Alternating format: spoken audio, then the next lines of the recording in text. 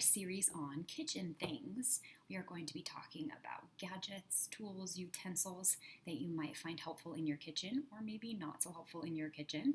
Today we are going to start off super simple with kitchen timers. Let's just take a look.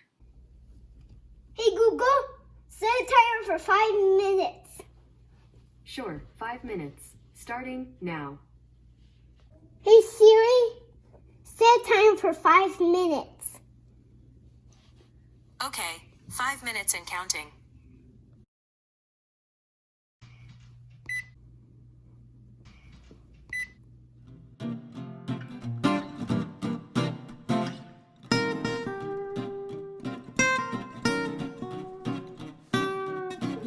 I'm almost 4.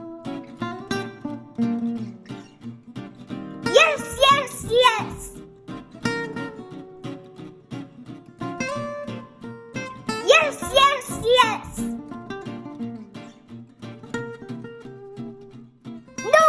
No. Who knew that you had so many kitchen timers in your house already?